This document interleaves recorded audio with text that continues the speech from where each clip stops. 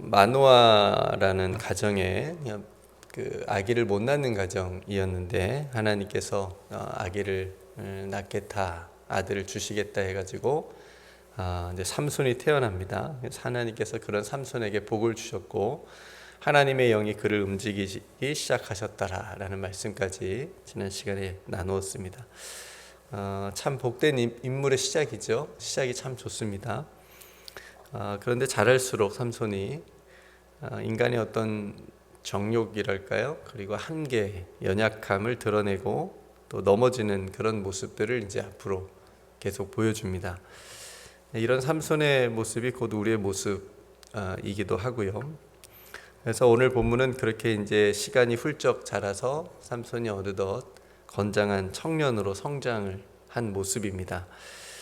한 번은 딥나라는 곳에 삼손이 내려갑니다. 그러니까 당시에 딥나는 블레셋하고 가까운 접정, 이 가까운 지역이었어요. 맞닿아 있는 지역. 그러니까 뭐 우리나라로 치면 북한하고 맞닿아 있는 철원 뭐 이 정도 경계선입니다. 그러니까 삼손이 살고 있었던 소라라고 하는 지역하고 이 딥나하고 블레셋하고 이렇게 삼각형으로 지도를 보면 되어져 있습니다.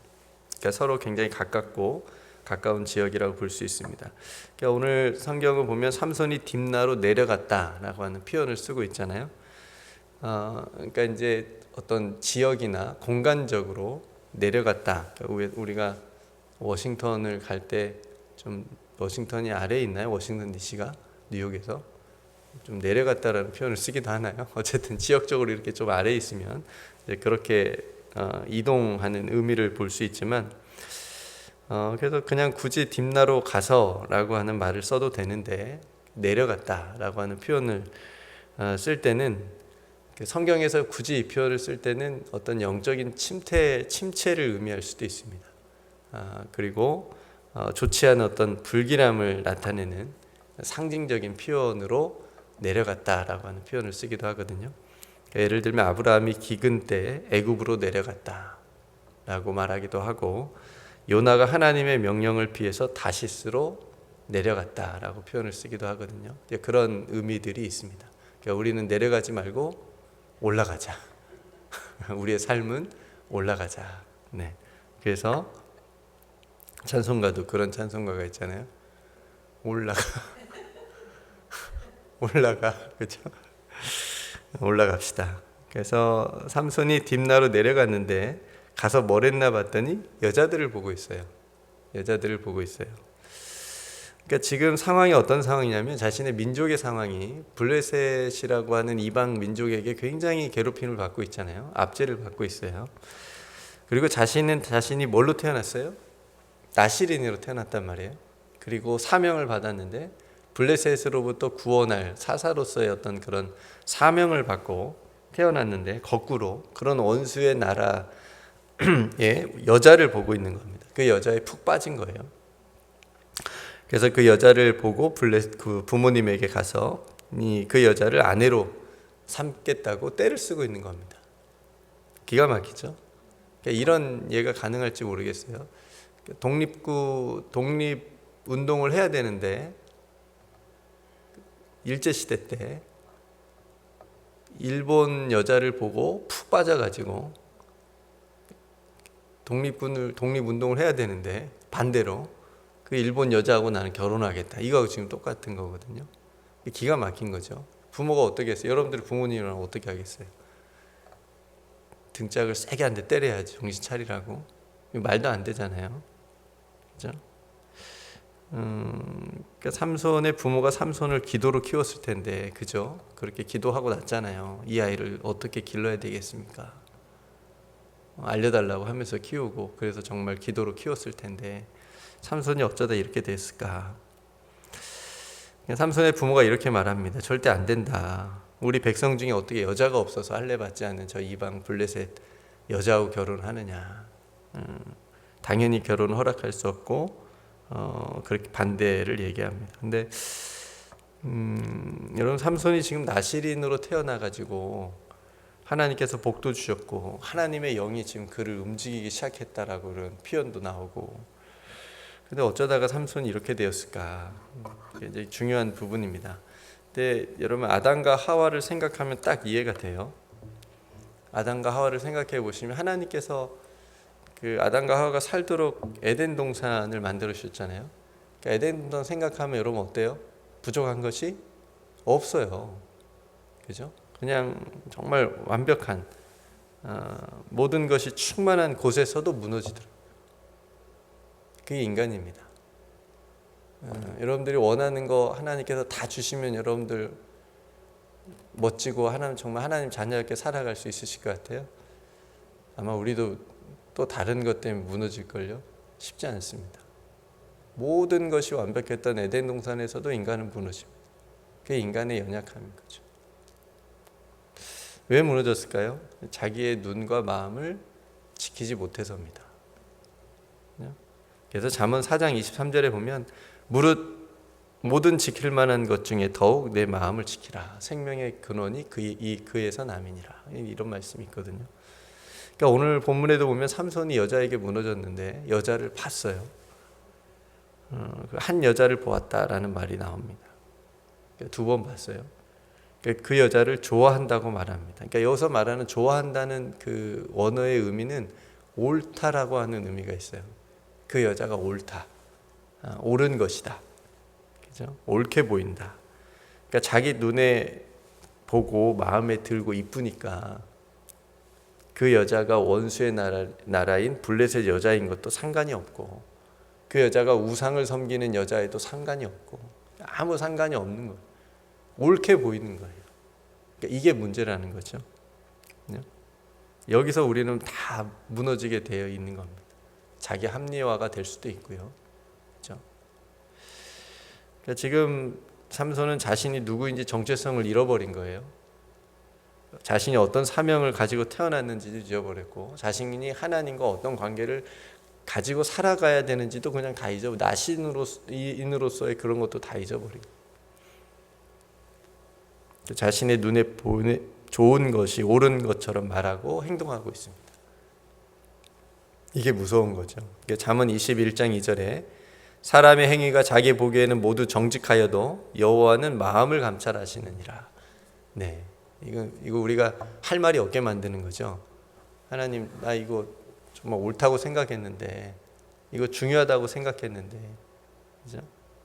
정직하다고 생각했는데 하나님이 no 하시면 노라는 거죠. 굉장히 중요한 말씀인데, 그러니까 여러분, 우리들은 그리스도인들은 자기의 눈, 자기 어떤 경험이나 지식이나 또 때로는 세상의 어떤 눈, 세상이 이렇게 보여주는 것들, 그런 것들이 기준이 아니고 하나님의 눈에 보시기에 옳은가 옳지 않은가가 기준이 돼야 됩니다. 여기까지 올라가야 돼요. 우리의 기준이. 그러니까 자기 안에 기준을 가지고 살아가게 되면 그게 한계예요. 그래서 항상 우리는 무너지고 죄를 짓고 이제 그렇게 되는 거거든요. 그러니까 여러분 지금 사사도 이 정도인데, 삼손 사사잖아요. 사사도 이 정도인데, 그래서 사사 시대의 결론이 뭐냐면 각자 자기 눈에 옳은 대로 행하였더라거든요. 그러니까 이게 지금 사사기의 전체의 영적인 분위기예요. 자기 옳은 대로 그냥 사는 거예요. 자기가 옳다고 생각하는 대로, 눈에 보기에 좋은 대로 그냥. 그러니까 삼손이 그 영적인 상태를 보여주고 있습니다. 그러니까 여러분 오늘 이 삼손의 모습을 보면서 우리가 신앙적인 성숙, 영적인 성숙은 우리가 무엇을 보느냐에 따라서 달려 있습니다. 굉장히 중요합니다. 그러니까 삼손은 지금 여자를 볼 게 아니라, 딥나에 가서 여자를 볼 게 아니라, 우리 민족이 지금 블레셋이라고 하는 이 나라에 어떻게 압제를 당하고 있고 무시당하고 있고 차별당하고 살고 있는지를 봤어야 됐어요. 어떻게 하면 그래서 하루라도 빨리 이 블레셋으로부터 해방할 수 있는지를 생각해야 됐다고요. 근데 이상한 거 보니까, 자기 눈에 좋은 것만 보니까 보아야 될 것을 보지 못하고 잘못된 것을 보았습니다. 예수님의 제자들도 그랬죠. 예수님의 안식일에 병자들을 치유하면서 그들을 회복시키면서 하나님의 나라를 보여주신 거거든요.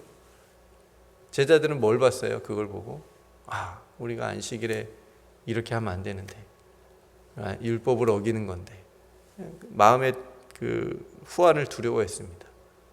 이게 똑같은 현상을 보고 굉장히 다른 것을 보게 되는 거죠.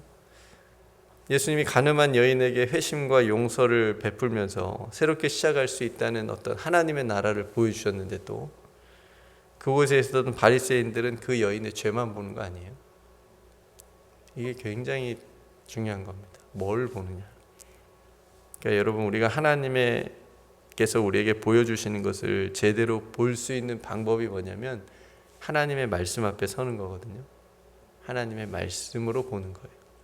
그래서 히브리서 4장 12절에 보면 하나님의 말씀은 살아있고 활력이 있어 좌우의 어떤 검보다도 예리하여 혼과 영과 및 관절과 골수를 찔러 쪼개기까지 하며 또 마음의 생각과 뜻을 판단하나니. 그렇죠? 하나님의 말씀이 우리들의 어떻게 보면 잘못된 마음의 생각과 뜻을 판단해서 옳게 하나님께서 보여주시는 것을 볼 수 있게 만들어준다 라고 하는 거죠. 그래서 여러분, 하나님의 말씀으로 오늘 또 여러분들의 눈과 마음을 잘 지킬 수 있기를 주님의 이름으로 축복합니다. 또 믿음으로 볼 수 있기를 소망합니다. 믿음으로 보십시오. 여러분들의 삶을, 여러분들의 가정을, 여러분들의 자녀들을 하나님께서 주신 믿음으로 보십시오. 그러니까 우리 인간적인 생각으로 보면 가능성이 없어 보일 때도 많고, 그렇지만 하나님께서 주신 믿음으로 보면 충분합니다. 그러니까 우리들의 믿음의 눈은 눈에 보이지 않는 것을, 정말 중요한 것을 보게 하잖아요. 믿음이라고 하는 것이. 히브리서 11장 1절에 믿음은 바라는 것들의 실상이요 보이지 않는 것들의 증거다. 고린도후서 4장 18절에 우리가 주목하는 것은 보이는 것이 아니요 보이지 않는 것이니 보이는 것은 잠깐이요 보이지 않는 것은 영원함이라. 보이지 않는 영원한 것을 여러분 보고 사십니까? 뭘로 봐야 된다고요? 믿음으로. 그래야 볼 수 있습니다. 그래서 오늘 또 하나님의 말씀과 믿음으로 하나님께서 여러분들에게 보여주시고 여러분들을 통해서 이루어 주시는 그 하나님의 나라를 볼 수 있는 저와 여러분들이 되시기를 주님의 이름으로 축복합니다. 그러면 우리의 삶이 내려가지 않고 어떻게 된다고요? 올라간다. 네. 그래서 하나님께서 주시는 귀한 믿음의 삶을 오늘 또 그렇게 힘있게 나아갈 수 있는 저와 여러분들 되시기를 주님의 이름으로 축복합니다. 네, 함께 오늘 말씀을 생각하시면서 또 기도하셨으면 좋겠고요. 오늘 저녁에 금요 기도회가 있습니다. 또 기도하기 원하시는 성도님들 또 많이 참석하셔서 함께 기도할 수 있기를 원합니다. 여러분 각자 하나님 앞에 기도할 기도의 제목을 가지고 여러분들에게 맡겨주신 또 귀한 사명 감당을 위해서 기도하시고, 하나님 오늘도 하나님이 보여주시는 것 보게 하옵소서, 이렇게 함께 기도했으면 좋겠습니다. 제가 먼저 기도하겠습니다. 아버지 하나님, 자기 눈에 좋아 보이는 것이 옳다고 생각되어서 그것이 삼손을 무너지게 했습니다. 내 눈에 옳게 보이는 것이 전부가 되지 않게 하옵소서. 우리의 육신의 눈과 마음과 생각에 따라 살지 않게 하시고 하나님의 말씀이 기준이 되어 살아가게 하여 주옵소서. 그러기 위해서 우리가 더욱 기도하게 하시고 또 말씀 안에서 분별하게 하시고 또 믿음으로 선택하는 우리의 일상의 삶이 다 되게 하여 주옵소서. 주님, 우리를 통해서 이루시는 하나님의 나라를 말씀과 믿음으로 볼 수 있는 하루가 되기를 간절히 소망합니다. 우리 사랑하는 성도들이 그 믿음의 길을 따라 오늘도 힘있게 승리하며 걸어가게 하여 주옵소서.